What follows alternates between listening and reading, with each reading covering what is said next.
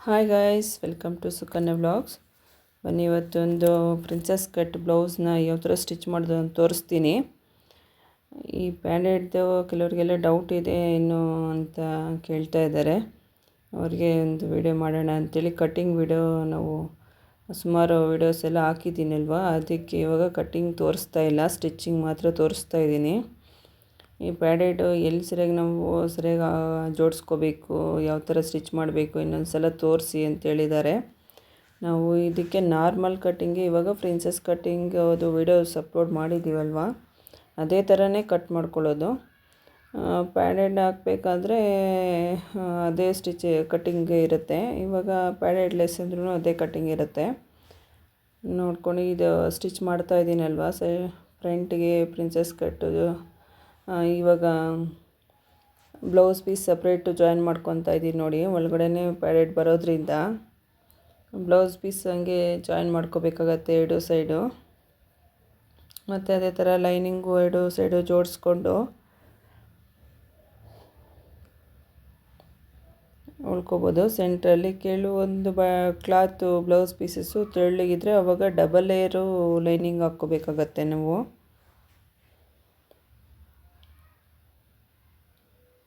ನೆಕ್ಗೆಲ್ಲ thread piping ಇಟ್ಕೊಂಡಿದ್ನಲ್ವ, ಅದು ಉಲ್ಟಾ ಹಾಕ್ಕೊಂಡಿದ್ದೀನಿ, ಹಿಂದೆ ಮುಂದೆ ಅಷ್ಟೇ.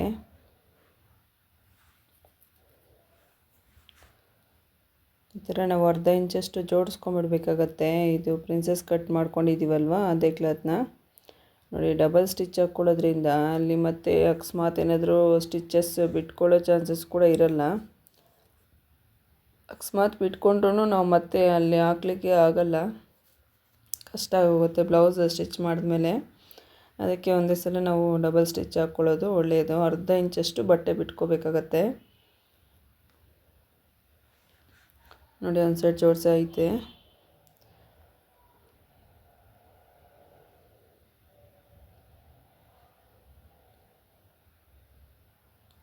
ಇದ್ರ ಕಟ್ಟಿಂಗ್ ವಿಡಿಯೋ ಅಪ್ಲೋಡ್ ಮಾಡಿದ್ದೀವಲ್ವ, ಸುಮಾರು ವೀಡಿಯೋಸೇ ಹಾಕಿದ್ದೀನಿ. ಪ್ರಿನ್ಸೆಸ್ ಕಟ್ಟಲ್ಲಿ ಸ್ವಲ್ಪ ಕನ್ಫ್ಯೂಸ್ ಇರೋರಿಗೆ ಕಟ್ಟಿಂಗ್ ಎಲ್ಲ ಆಗಿದೆ, ನೋಡ್ಕೊಳ್ಳಿ ವೀಡಿಯೋಸು. ಇವಾಗ ಮಾತ್ರ ಸ್ಟಿಚಿಂಗ್ ಮಾತ್ರ ತೋರಿಸ್ತಾ ಇದ್ದೀನಿ ನಾನು.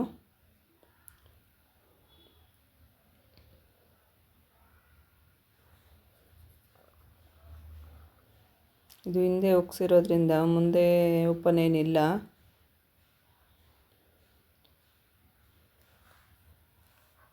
ನೋಡಿ, ಎರಡು ಕಡೆ ಜೋಡಿಸಾಗಿದೆ. ಯಾವ ಥರ ನಮಗೆ ಕಪ್ಸು ಹಾಕ್ಕೊಳ್ಳಿಕ್ಕೆ ಅಂದರೆ ನಾವು ಕಟ್ಟಿಂಗಲ್ಲೇ ಇದೆಲ್ಲ ತೋರಿಸಿ ಹೇಳಿರ್ತೀನಲ್ವ. ಇವಾಗ ಸ್ಟಿಚಿಂಗ್ ಮಾತ್ರ ತೋರಿಸ್ತಾ ಇದ್ದೀನಿ. ಇವಾಗ ಬ್ಲೌಸ್ ಪೀಸ್ ಮಾತ್ರ ಸಪ್ರೇಟ್ ಜಾಯಿನ್ ಮಾಡ್ಕೊಂಡಿದ್ದೀನಿ. ಇವಾಗ ಲೈನಿಂಗ್ನು ಅದೇ ಥರನೇ ಜಾಯಿನ್ ಮಾಡ್ಕೋಬೇಕಾಗುತ್ತೆ. ನಾವು ಆಪೋಸಿಟ್ ಸೈಡ್ ಇಟ್ಕೊಂಡ್ರೆ ಅದು ನಾವು ಉಲ್ಟಾ ಈ ಥರ ತಿರುಗಿಸಿದ ಮೇಲೆ ಉಲ್ಟಾ ಒಳಗಡೆ ಹೋಗುತ್ತೆ. ಸ್ಟಿಚಿಂಗ್ ಕೂಡ ಆಚೆ ಕಾಣಲ್ಲ. ಈ ಎಕ್ಸ್ಟ್ರಾ ಕ್ಲಾತ್ ಇರುತ್ತಲ್ವ, ಅದೆಲ್ಲ ಒಳಗಡೆ ಹೋಗುತ್ತೆ.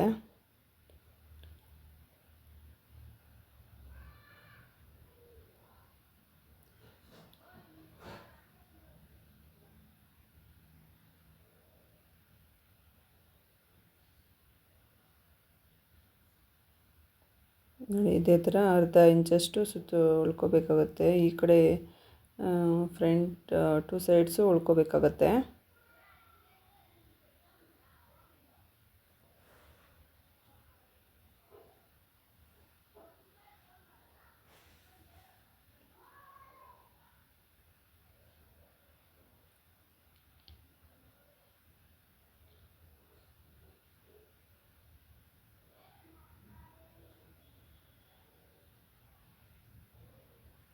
ಇವಾಗ ಜಾಸ್ತಿ ಬ್ಲೌಸಸ್ಗೆಲ್ಲ ನಾವು ಈ ಥರ ಪ್ಯಾಡೆಡ್ ಹಾಕಿ ಸ್ಟಿಚ್ ಮಾಡಿ ಹೊಲಿಯೋದು.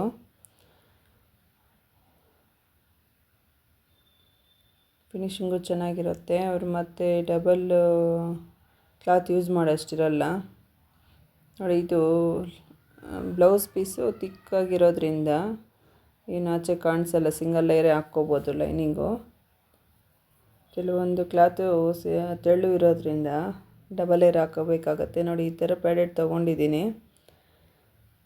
ಸೈಜ್ ಬಂದು 34 ಸೈಜ್ ತೊಗೊಂಡಿದ್ದೀನಿ. ಈ 34 ಇದರಲ್ಲೂ ಸೈಜಸ್ ಬರುತ್ತೆ. ಎ ಪ್ಲಸ್ಸು, ಬಿ ಪ್ಲಸ್ ಅಂತ ಬರುತ್ತೆ. ಸೈಜಸ್ ನೋಡಿಕೊಂಡು ಹಾಕ್ಕೋಬೇಕಾಗತ್ತೆ ನಾವು. ಯಾವ ಅವ್ರವ್ರ ಸೈಜ್ ನೋಡಿಕೊಂಡು ಹಾಕ್ಕೋಬೇಕು, ಬಾಡಿ ಫಿಟ್ಟಿಂಗ್ ಸೈಜ್ ನೋಡ್ಕೋಬೇಕಾಗತ್ತೆ. ಇದು ಸ್ಟಿಚ್ ಮಾಡೋದು ಕೆಲವ್ರಿಗೆ ಡೌಟ್ ಇದೆ, ನೋಡ್ಕೊಳ್ಳಿ. ನಾವು ಇದು ಕಟ್ಟಿಂಗು ಆಲ್ರೆಡಿ ಮಾಡಿರೋದ್ರಿಂದ ಇವಾಗ ಸೆಂಟ್ರ್ ಪೊಸಿಷನ್ ನೋಡಿಕೊಂಡು ಹಾಕ್ಕೋಬೇಕಾಗತ್ತೆ. ನೋಡಿ, ಒಂದು ಸೈಡ್ ಹೊಲಿದು ತೋರಿಸಿದ್ದೀನಿ, ಇನ್ನೊಂದು ಸೈಡ್ ಹೊಲಿತಾ ಇದ್ದೀನಿ, ನೋಡ್ಕೊಳ್ಳಿ.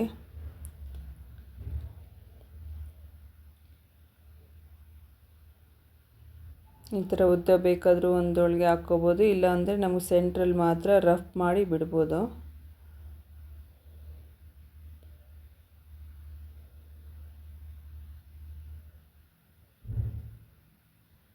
ಈ ಥರ ಕಾಣಿಸುತ್ತೆ.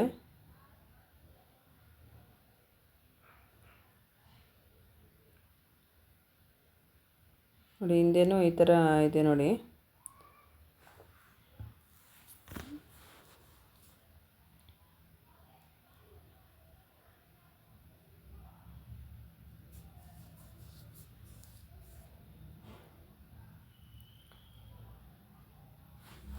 ಈ ಫ್ರಂಟ್ ಪೀಸು ಲೈನಿಂಗು ನಾವು ಸೇಮ್ ಕಟ್ ಮಾಡಿರೋದ್ರಿಂದ ಇನ್ನು ಸುತ್ತು ಹಂಗೆ ಲೈನಿಂಗ್ ಜೋಡಿಸ್ಕೊಂಡ್ಬಿಡೋದೆ. ಲೈನಿಂಗ್ ಜೋಡಿಸಾಗಿದೆ ನೋಡಿ. ಥ್ರೆಡ್ ಪೈಪಿಂಗ್ ಕೊಡ್ತಾಯಿದ್ದೀನಿ ಮುಂದೆ. ಇವಾಗಂತೂ ಪ್ರತಿಯೊಂದು ಬ್ಲೌಸ್ಗೆ ಥ್ರೆಡ್ ಪೈಪಿಂಗ್ ಕಾಮನ್ ಆಗೋಗಿದೆ. ಫ್ರಂಟು, ಬ್ಯಾಕು, ಕೆಳಗಡೆ ಎಲ್ಲ ಕೊಡಬೇಕಾಗತ್ತೆ, ಬೆನ್ನ ಹತ್ರ.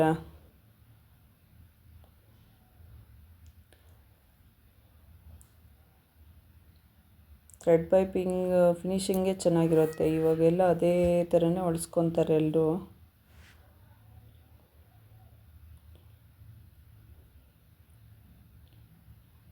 ನೋಡಿ, ಎಕ್ಸ್ಟ್ರಾಸ್ ಎಲ್ಲ ತೆಗೆದುಬಿಡೋಣ.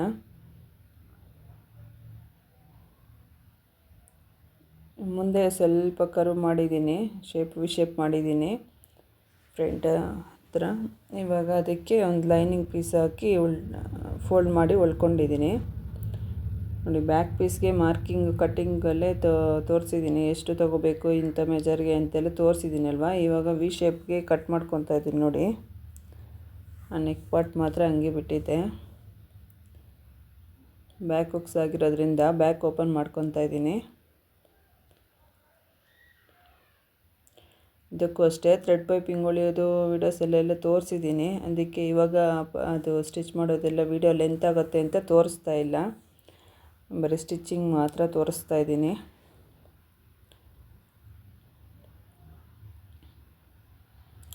ನೋಡಿ, ಈ ಥರ ನಾವು ಫಸ್ಟೇ ಲೈನಿಂಗ್ಗೆ ನಾವು ಥ್ರೆಡ್ ಪೈಪಿಂಗು ಕಟ್ಟಿಂಗ್ ಎಲ್ಲ ಲೈನಿಂಗ್ ಮೇಲೆ ಮಾಡ್ಕೊತೀವಲ್ವ, ಅದಕ್ಕೆ ನಾವು ಈ ಥರ ಥ್ರೆಡ್ ಪೈಪಿಂಗ್ ಕೂಡ ಲೈನಿಂಗ್ಗೆ ಜೋಡಿಸ್ಕೊಂಡ್ಬಿಟ್ರೆ ಫಿನಿಶಿಂಗ್ ಚೆನ್ನಾಗಿ ಬರುತ್ತೆ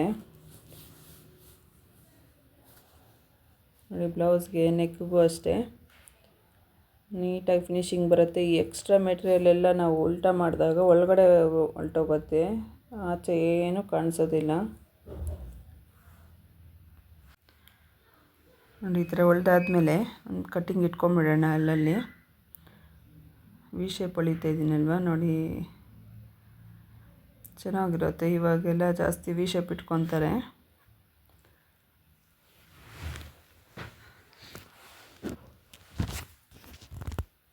ನೋಡಿ, ಉಲ್ಟಾ ಮಾಡಿದ್ದೀನಿ ಅಲ್ವಾ ನೋಡಿ.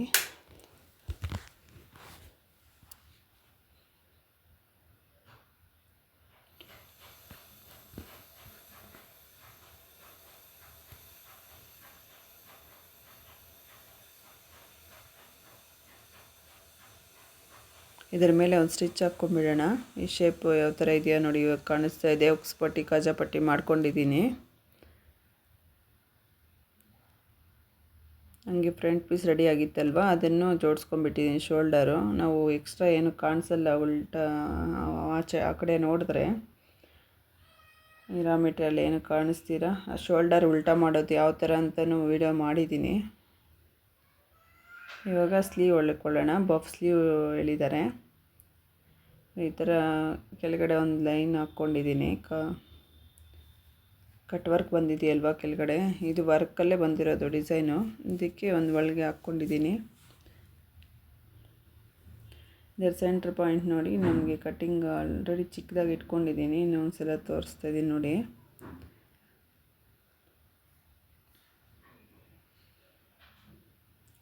ಕಟಿಂಗ್ ವಿಡಿಯೋನ ಅಪ್ಲೋಡ್ ಮಾಡಿದ್ದೀನಿ. ಈ ಬಫ್ ರೆಟ್ಟೆಗಳಲ್ಲಿ ತುಂಬ ವೆರೈಟೀಸ್ ಇದ್ದಾವಲ್ವಾ, ಅದೆಲ್ಲ ಒಂದೊಂದು ವಿಡಿಯೋ ಅಪ್ಲೋಡ್ ಮಾಡಿದ್ದೀನಿ. ಅದಕ್ಕೆ ಸ್ಟಿಚಿಂಗ್ ಮಾತ್ರ ತೋರಿಸ್ತಾ ಇದ್ದೀನಿ ಇವತ್ತು.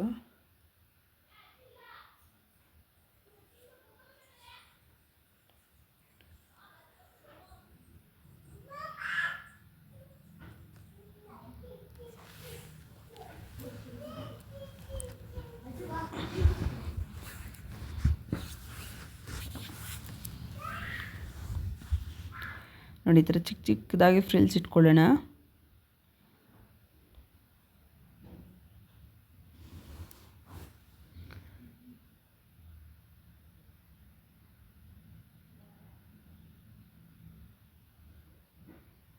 ಬಾಹುಬಲಿ ರೆಟ್ಟೆ ಅಂತಾರಲ್ವ, ಆ ಥರ ಬಫ್ ಸ್ಲೀವು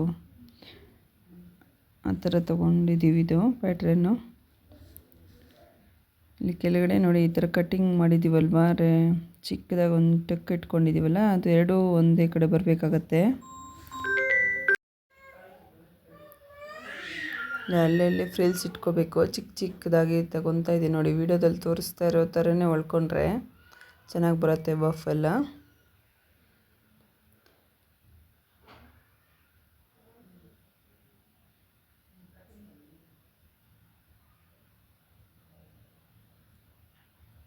ನೋಡಿ, ಕೊನೆ ತನಕನೂ ಇಡ್ತಾ ಇದ್ದೀನಿ.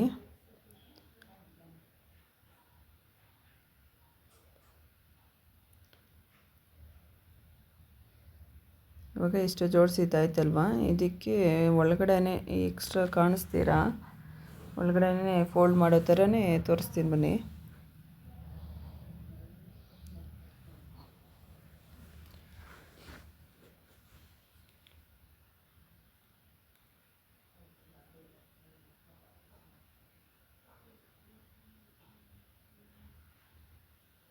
ನೋಡಿ, ಈ ಥರ ಫೋಲ್ಡ್ ಮಾಡಿಕೊಂಡು ಒಳಗಡೆಗೆ ನಾವು ಉಲ್ಟಾ ತಿರುಗಿಸ್ಕೊಂಡಿದ್ದೀವಲ್ವ, ಸೇಮ್ ಲೈನಿಂಗನ್ನು ಕಟ್ ಮಾಡಿರೋದ್ರಿಂದ ಇದರ ಒಳಗಡೆ ಹೋಗುತ್ತೆ. ಈ ಥರ ಎಕ್ಸ್ಟ್ರಾ ಪೀಸಸ್ ಎಲ್ಲ, ಈ ರಾ ಮೆಟೀರಿಯಲ್ ಎಲ್ಲ ಒಳಗಡೆ ಹೋಗುತ್ತೆ.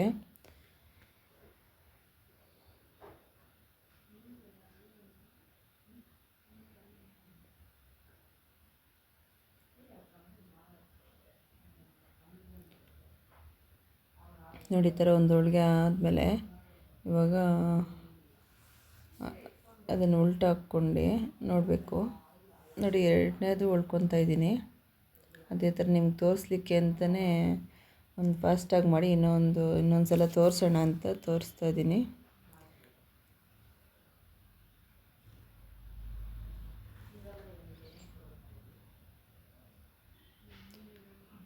ಇನ್ನೊಂದು ಸೇಮ್ ಅದೇ ಥರನೇ ತೋರಿಸ್ತಾ ಇದ್ದೀನಿ ನೋಡಿ, ಯಾವ ಥರ ಫೋಲ್ಡ್ ಮಾಡಬೇಕು ಅಂತ.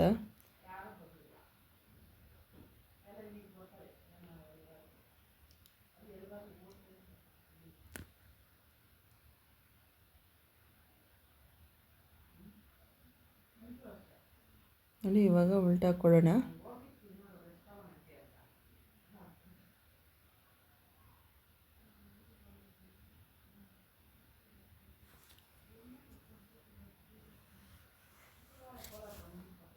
ಫ್ರಿಲ್ಸ್ ಎಲ್ಲ ಚಿಕ್ಕ ಚಿಕ್ಕದಾಗಿ ಇಟ್ಟಿರೋದಕ್ಕೆ ಎಷ್ಟು ಚೆನ್ನಾಗಿ ಕಾಣ್ತಾ ಇದ್ದಾವೆ ನೋಡಿ. ಎಕ್ಸ್ಟ್ರಾ ಇದು ಉಲ್ಟಾ ತಿರುಗಿಸಿ ನೋಡಿ ತಿರುಗಿಸ್ತೀನಿ. ಆ ಸೈಡು ಈ ಸೈಡು ಎಲ್ಲೂ ರಾ ಮೆಟೀರಿಯಲ್ ಏನು ಆಚೆ ಕಾಣಿಸಲ್ಲ. ಇನ್ನೊಂದು ಅದೇ ಥರ ಉಲ್ಟಾ ಹಾಕ್ಕೊಳ್ಳೋಣ. ನೋಡಿ,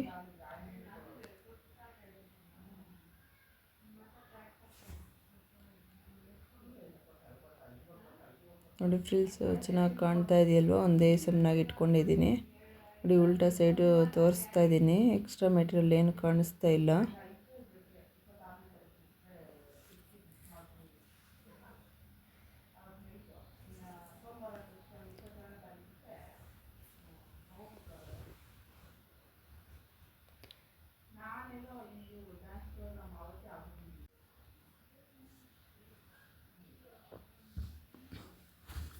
ಎರಡು ರೆಡಿ ಆಗಿದೆ. ಇದನ್ನು ಇವಾಗ ಜೋಡಿಸ್ಕೊಳ್ಳೋಣ, ಬಾಡಿಗೆ ಜೋಡಿಸೋಣ. ಲೆಂತು ಅಷ್ಟೇ, ನಮಗೆ ರೆಟ್ಟೆ ಎಷ್ಟು ಉದ್ದ ಬೇಕೋ ಅಷ್ಟು ತೊಗೋಬೋದು. ಶಾರ್ಟ್ ಬೇಕಾದರೂ ಇಟ್ಕೋಬೋದು, ಇನ್ನೂ ಲೆಂತ್ ಬೇಕಾದರೂ ತೊಗೋಬೋದು. ನೋಡಿ ಇಲ್ಲಿ ಸೆಂಟ್ರ್ ಕಟ್ಟಿಂಗ್ ಇಲ್ಲಿ ಬರುತ್ತೆ. ಈ ಮಿಕ್ಕಿದ್ದೆಲ್ಲ ಅಲ್ಲಲ್ಲಿ ಚಿಕ್ಕ ಚಿಕ್ಕದಾಗಿ ಫ್ರಿಲ್ಸ್ ಇಟ್ಕೋಬೇಕಾಗತ್ತೆ.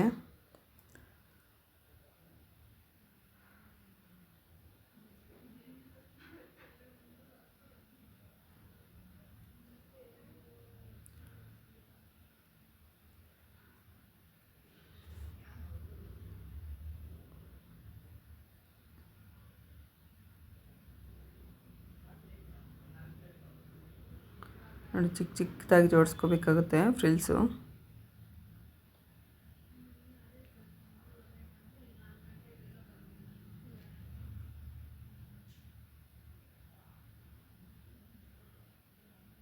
ಆ ಶೋಲ್ಡರ್ ಕರೆಕ್ಟಾಗಿ ಬರಬೇಕು. ನಾವು ಸೆಂಟ್ರ್ ಪಾಯಿಂಟು ಈ ಸ್ಲೀವ್ಗೆ ಸೆಂಟ್ರ್ ಇರುತ್ತಲ್ವ, ಅಲ್ಲಿ ಕಟ್ಟಿಂಗ್ ಇಟ್ಕೊಂಡಿರ್ತೀವಿ. ಕಟ್ಟಿಂಗ್ ಮಾಡುವಾಗಲೇ ರೆಟ್ಟೆ ಸ್ಲೀವು ನೋಡಿ ಅದು ಸೆಂಟ್ರ್ ಪಾಯಿಂಟು ಅಲ್ಲಿಗೆ ಬಂದಿದೆ. ಮತ್ತು ಈ ಕಡೆಯೂ ಸ್ವಲ್ಪ ಚಿಕ್ಕ ಚಿಕ್ಕದಾಗಿ ಇಡ್ತಾಯಿದ್ದೀವಿ. ಸೇಮ್ ಎಲ್ಲ ಒಂದೇ ಮೆಜರ್ಮೆಂಟ್ ಪ್ರಕಾರ ಇಟ್ಟರೆ ಚೆನ್ನಾಗಿ ಬರುತ್ತೆ. ಎಲ್ಲ ಒಂದೇ ಥರ ಕಾಣಿಸುತ್ತೆ ಫ್ರಿಲ್ಸು.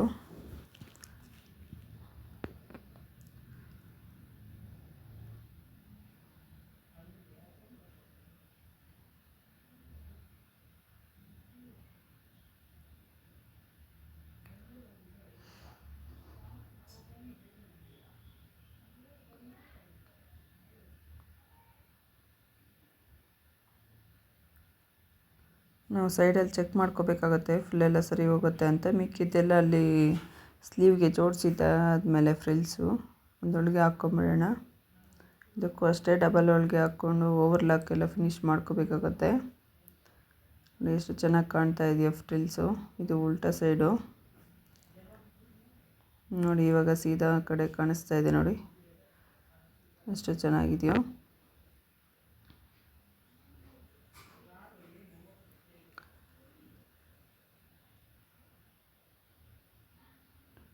ನೋಡಿ ಫ್ರಿಲ್ಸ್ ಎಲ್ಲ ಎಷ್ಟು ಚೆನ್ನಾಗಿ ಕಾಣ್ತಾ ಇದೆಯೋ. ಅದು ಆಪೋಸಿಟ್ ಸೈಡಲ್ಲಿ ಮಡ್ಚಿರ್ತೀವಲ್ವ, ಅದು ಇನ್ನೂ ಚೆನ್ನಾಗಿ ಕಾಣುತ್ತೆ, ಎದ್ಕೊಳ್ಳುತ್ತೆ ಫ್ರಿಲ್ಲು. ಬಫ್ ಚೆನ್ನಾಗಿ ಕಾಣಿಸುತ್ತೆ ಅವಾಗ.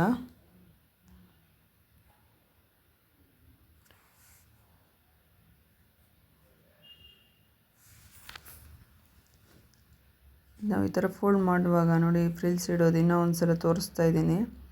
ಆಪೋಸಿಟ್ ಸೈಡಲ್ಲಿ ಫೋಲ್ಡ್ ಮಾಡ್ಕೋಬೇಕಾಗತ್ತೆ. ಇವಾಗ ಕೆಳಗಡೆ ಫ್ರಿಲ್ಸ್ ಹೊಲಿವಾಗ ನಾವು ರೈಟ್ ಸೈಡ್ ಆ ಥರ ತಿರುಗಿಸಿ ಮುಂದೆಗೆ ಮಡ್ಚ್ಕೊಂಡಿದ್ದೀವಿ. ಇವಾಗ ನಮ್ಮ ಸೈಡ್ ಅಂದರೆ ಹಿಂದೆಗೆ ಮಡ್ಚ್ಕೊತಾ ಬರಬೇಕಾಗತ್ತೆ.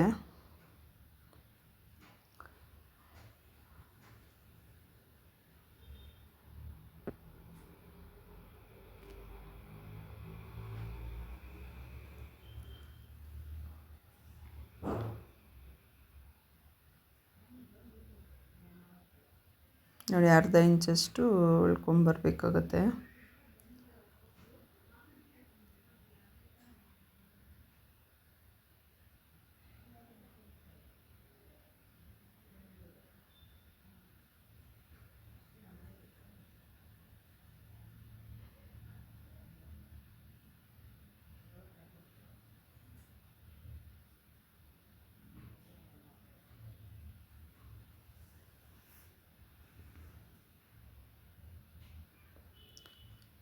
ನೋಡಿ ಒಂದೇ ಲೆವೆಲಲ್ಲಿ ಹೊಲ್ಕೊತಾ ಇದ್ದೀನಿ.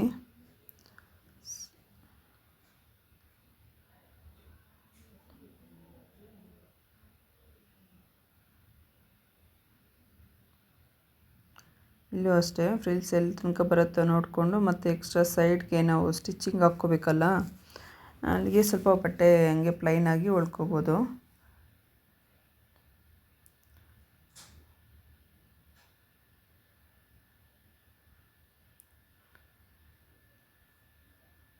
ನೋಡಿ ಇದು ಇನ್ನೊಂದು ಸಲ ತೋರಿಸ್ತಾ ಇದ್ದೀನಿ.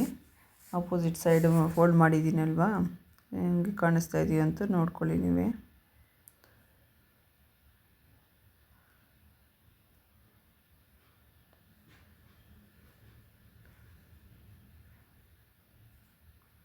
ಬಫು ಅಷ್ಟೇ ಚೆನ್ನಾಗಿ ಕಾಣ್ತಾ ಇದೆ. ಇದು ಸ್ಲೀವ್ ಫಿನಿಶ್ ಆದಮೇಲೆ ನೋಡಿ ಈ ಥರ ಬರುತ್ತೆ.